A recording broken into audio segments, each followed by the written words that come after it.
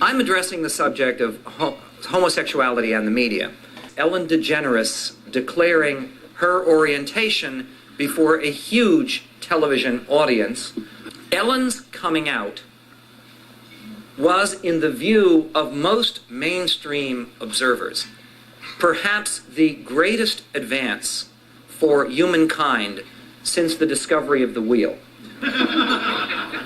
Really, it was astonishing, the amount of attention and the volume of the hosannas that greeted this event. On the cover of news magazines, news specials on television. Now, was this, in truth, a magnificent advance for civilization, for decency, for fairness?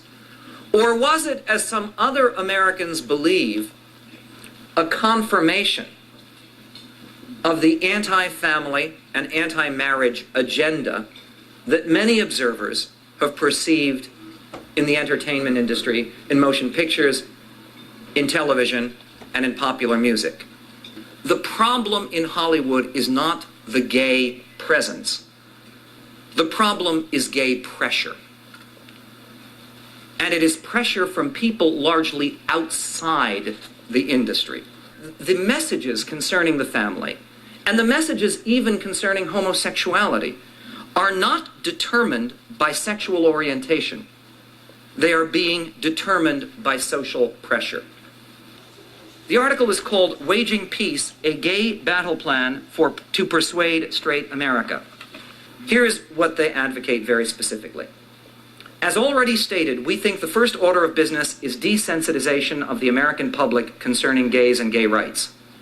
To desensitize the public is to help it view homosexuality with indifference instead of with keen emotion.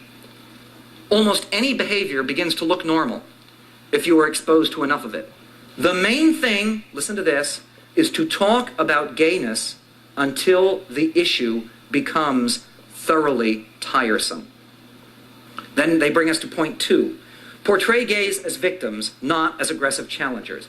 In any campaign to win over the public, gays must be cast as victims in need of protection, so that straights will be inclined by reflex to assume the role of protector.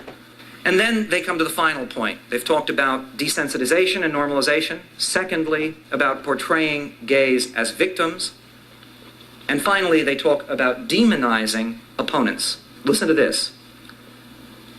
At a later stage of the media campaign for gay rights, it will be time to get tough with remaining opponents. To be blunt, they must be vilified. What we need is to respond with the same kind of coordinated and self-conscious approach that people in the radical gay movement have used.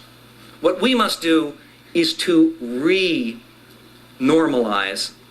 family life. I am one of those people. I do agree with many people here that homosexuality is a threat to the family, and it is a threat to marriage, and it is a threat to our definition of the unique sanctity of one male and one female bound together in monogamous, eternal, and sanctified heterosexual union. Second area, their area of showing victimization, we have to show the victimization of the institution of the family. We have to show the way that parents who are trying to defend the innocence of their children are being assaulted everywhere, not only in the media, but in schools, by an increasingly hostile government, by advocacy groups who will tolerate every sort of freedom of speech, except the freedom of speech that says that the institution of heterosexual monogamous marriage is uniquely valuable and uniquely important and uniquely worth fighting for. Can we win this argument? We can. But more than that, we must. For the sake of our faith, for the sake of our families, for the sake of our civilization, most of all, for the sake of our children and our grandchildren and their future. Thank you very much for your patience and attention.